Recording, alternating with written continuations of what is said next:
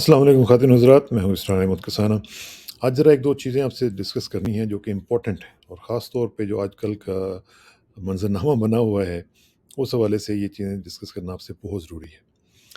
एक तो ये है कि सबसे पहले मैं ये बात करना चाह रहा था कि जब भी सियासत में या किसी भी जगह पे आपको लीडरशिप रोल मिलता है, तो लीडरशिप रोल आप सिर्फ़ एक बुनियाद के ऊपर सबसे अच्छे तरीके से कर सकते हैं, वो होता है डिसीजन मेकिंग।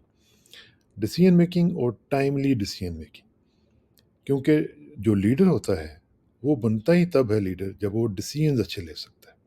क्योंकि बाकी तो लोग बाकी बाकी भी ये काम कर सकते हैं, लेकिन जो डिसीजन लेने वाला होता है, वो लीडर बन जाता है। वो कहते हैं ना कि I am not a product of my circumstances, I am a product of my decisions. तो इस लिहाज से ये बहुत इंपॉर्टेंट होता है कि आप डिसीजंस कैसे ले रहे हैं।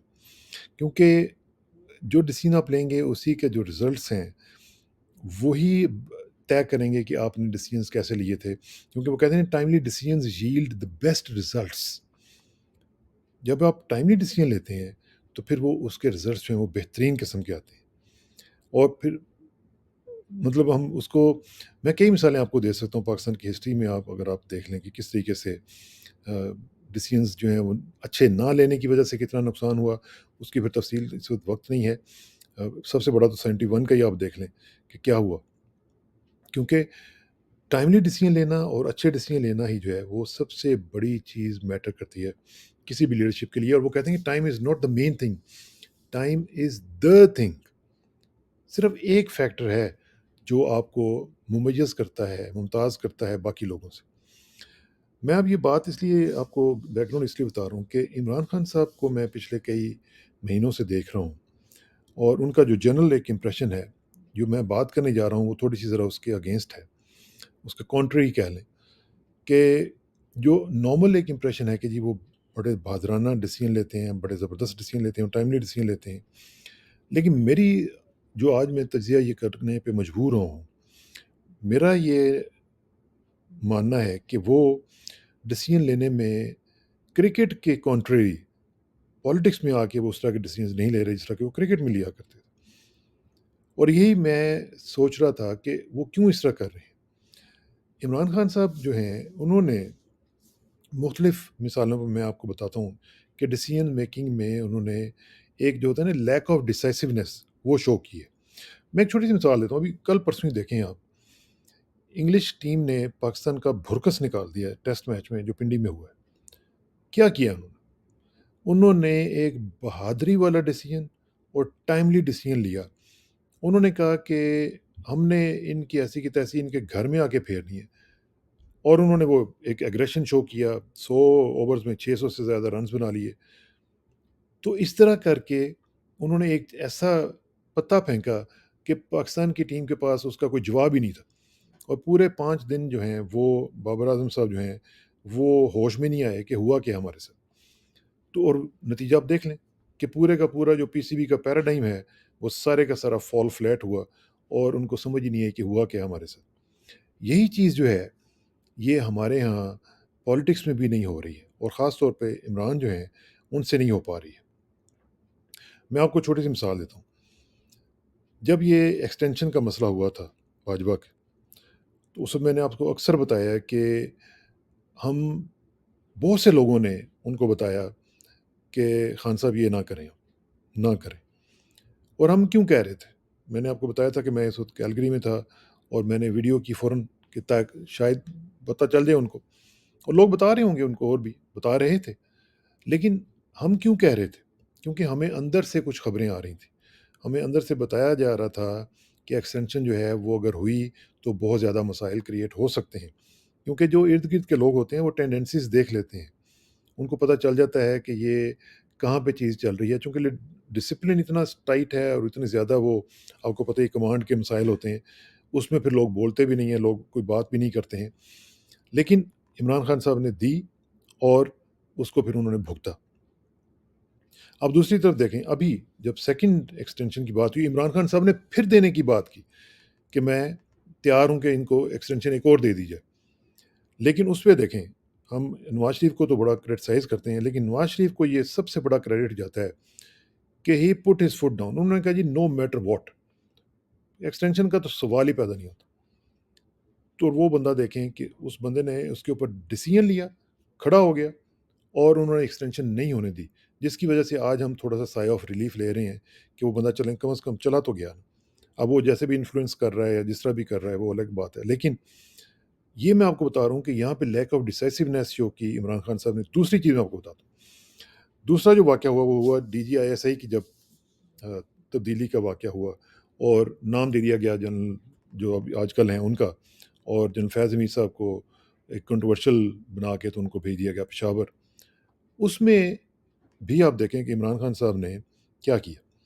پہلے تو اس کو آبجیکٹ کیا, آبجیکٹ کر کے پھر دیکھا کہ جناب انہوں نے جب پریشر ڈالا تو عمران خان صاحب کیو ان کر گئے, اور وہ پریشر لیا بھی اور پھر اس کے اوپر مان بھی گئے کہ جناب ٹھیک ہے آپ کی بات ہی ہم مان لیتے ہیں. بھئی اگر آپ نے نہیں کھڑے ہونا تھا تو پھر آپ نے پنگا کیوں لیا, اور اگر پنگا لیا تو پھر آپ کھڑے ہو جاتے, کیا ہو جاتا. اور اگر زیادہ سے زیادہ وہ جس طرح کے تھریٹ کر رہے تھے کہ جی میں ریزائن دیتا ہوں, تو آپ کہتے ہیں ہاں میں آپ کو ریزائن کرنے پہ مجبور کر رہا ہوں, میں آرڈر کر رہا ہوں کہ آپ ریزائن کریں, تو کیا ہو جاتا, نکال دیے جاتے ہیں نا. زیادہ زیادہ یہی ہوتا ہے, مارشل لا لگ جاتا ہے یا ایمرجنسی لگ جاتی ہے, واٹ ایور, نکالا تو پھر بھی گئے. لیکن وہ جو اس وقت نکلتے تو وہ پورے کے پوری قوم ان کے ساتھ کھڑی ہوتی. تیسری بات, آخری دن جب ان کو واقعتاً نکالا گیا, اس دن بھی چپ کر کے انہوں نے ڈائری پکڑی اور چلے گئے. سب لوگ یہی کہتے ہیں, اس دن بھی انہوں نے ان کو نہیں کچھ کہا. اس دن بھی جاتے ہی جاتے کم از کم ایک نوٹیفیکیشن یہ سیکنگ کا کر سکتے تھے کہ جی میں ان کو being the prime minister of Pakistan میں ان کو سیک کر رہا ہوں. کیا ہو جاتا, پھر یہی ہوتا.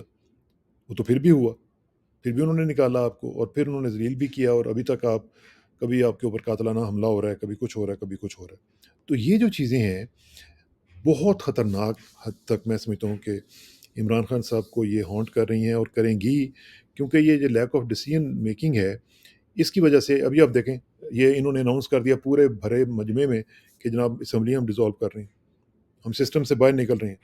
بھی کیسے نکل رہے ہیں, کیا آپ نے کوئی ویل تھاٹ آؤٹ اسٹریٹجی آپ کی نہیں تھی؟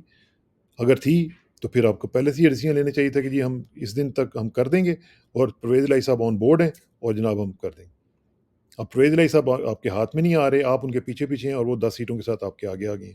اور یہ بھی میں آپ کو بتا دوں کہ اس پنجاب میں زبردست قسم کی اندر ہی اندر سارا سلسلہ چل رہا ہے, اور وہاں پہ ان ہاؤس چینجز لانے کی پوری پلاننگ ہو چکی بھی ہے, کیونکہ نواز شریف نے واپس آنا ہے.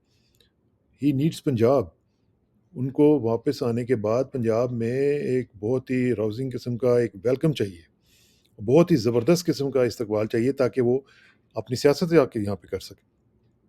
اور اگر نہیں بھی آتے تو کم از کم آپ کا تو مکو ٹھپنے کی وہ پوری کوشش کر رہے ہیں نا. آپ دیکھیں نا الیکشن کمیشن نے کیا کہا کہ اب آپ کو جو چیئرمین شپ ہے اسے ہٹانے کی سازشیں ہو رہی ہیں. یہ کس وجہ سے ہو رہی ہیں کہ آپ نے اتنا ٹائم دے دیا لوگوں کو. اور یہ بھی آپ کو پتہ ہے کہ you are not up against any English captain اور Australian captain now, you are up against the mafias.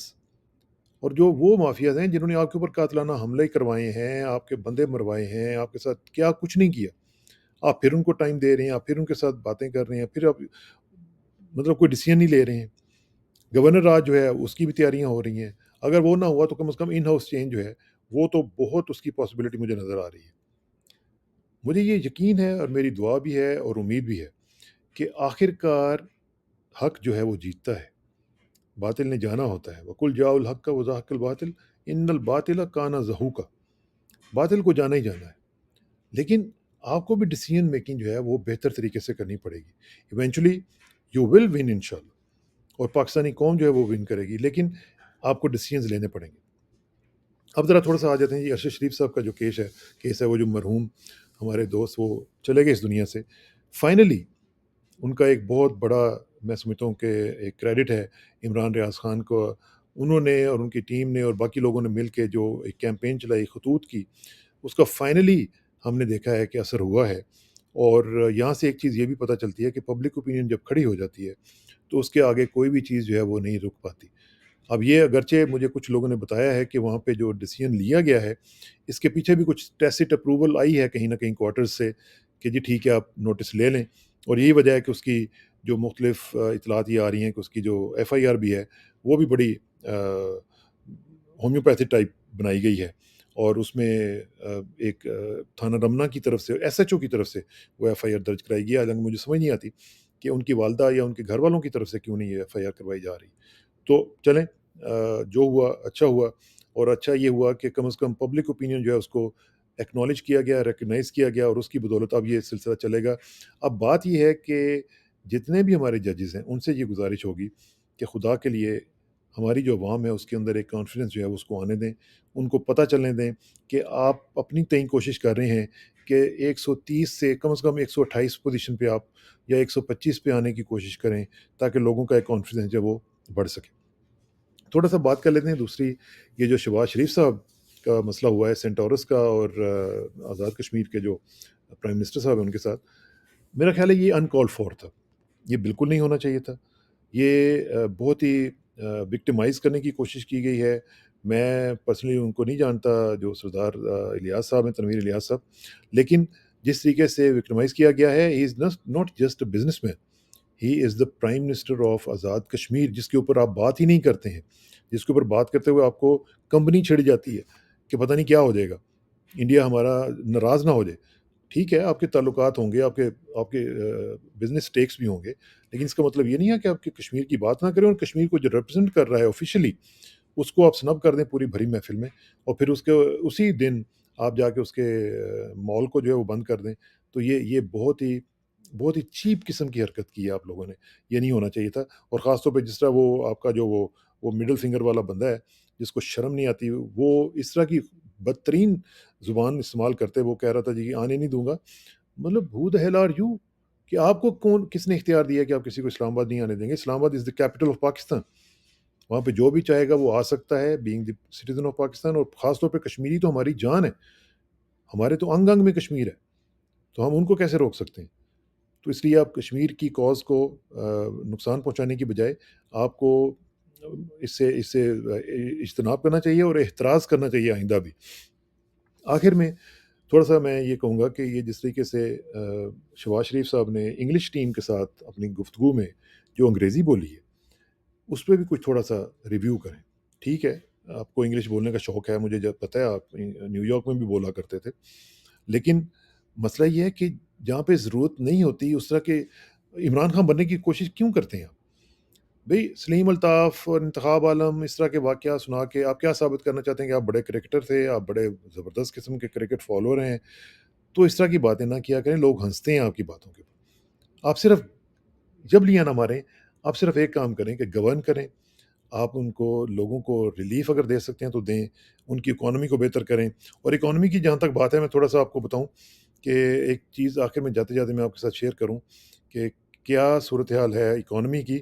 ہمارے ایک جو کامنٹ جو ہمارے پروگرام میں لوگ کرتے ہیں، ان میں سے ایک کامنٹ میں یہ آپ کو بتانا چاہتا ہوں کہ انہوں نے اس کو یہ باربی بریٹس ہیں، کوئی مجھے نہیں پتا کون ہے، لیکن انہوں نے یہ لکھا ہے کہ 8 مہینے قبل روز ہمیں اچھی خبریں سننے کو ملتی تھیں، تمام انڈسٹریز گرو کر رہی تھی، لوگ ایکسٹرا شفٹس میں کام کر رہے تھے، آرڈرز پورے نہیں ہو رہے تھے، اسکلڈ لیبر نایاب تھی، کنسٹرکشن انڈسٹری جوبن پر تھی، گاڑیوں موٹر سائیکلوں کی سیل نے ریکارڈ توڑ ڈالے تھے، پہلی بار موبائل فون پاکستان میں بننا شروع ہوئے تھے، record tax collection, record exports, record ترسیلات زر ہو رہی تھی۔ اب ذرا آج کی خبریں ملاحظہ فرمائیں۔ عدم ادائیگی کی بدولت گوگل نے اپنی سروسز بند کر دی ہیں، فارماسیوٹیکل کمپنیوں نے پلانٹ بند کر دیے ہیں، جن میں ایک جرمن ملٹی نیشنل کمپنی بھی شامل ہے جو انسولین بناتی ہے، جس کی بدولت انسولین نایاب ہو چکی ہے۔ فیصل آباد کی بہت بڑی ٹیکسٹائل مل مسعود ٹیکسٹائل، جس کے پورے پاکستان میں 24,000 ورکرز ہیں، انہوں نے بھی اپنی ملیں بند کرنے کا اعلان کر دیا ہے۔ پتہ نہیں کس کی پاکستان کو نظر لگ گئی، جیسے کاروبار آج بند ہو رہے ہیں، ایسا تو کرونا کے وقت میں بھی نہ ہوا۔ 6% جی ڈی پی سے ترقی کرتا پاکستان آج تباہی کے دہانے پر آن پہنچا ہے۔ بدترین مہنگائی کے عالم میں لاکھوں بے روزگار افراد آخر کہاں جائیں گے؟ ان کا والی وارث کون ہوگا؟ یہ ایک کامنٹ جو ہے نا، اس نے سب کچھ سم اپ کر دیا ہے۔ اور میں صرف گزارش یہی کروں گا کہ جناب وزیر اعظم صاحب، آپ کو اگر اللہ تعالیٰ نے بنا ہی دیا ہے وزیر اعظم، تو پھر پاکستان کے عوام کا بھی کچھ خیال کیجئے، پاکستان کے عوام کے اوپر کچھ رحم کیجئے، کچھ گورننس کے اوپر توجہ دیجئے۔ یہ سوٹ شوٹ پہن کے ادھر ادھر روز تماشے لگانا اور پھر جبلیاں مارنا، ان کو بند کر دیں، کیونکہ یہ اس کا کوئی فائدہ نہیں ہونے والا آپ کو۔ اور پھر یہ ہے کہ نہ آپ الیکشن کروانے کی طرف جا رہے ہیں، نہ آپ کسی سے بات کرنے کی طرف جا رہے ہیں، کچھ نہ کچھ آپ کو کرنا تو ضرور پڑے گا نا، اور اگر کچھ بھی نہیں کر سکتے تو کم از کم لوگوں کا جا کے حال ہی پوچھ لیا کریں کہ ان کا کیا حال ہے۔ انشاءاللہ جلدی ملاقات ہوگی۔ بہت شکریہ۔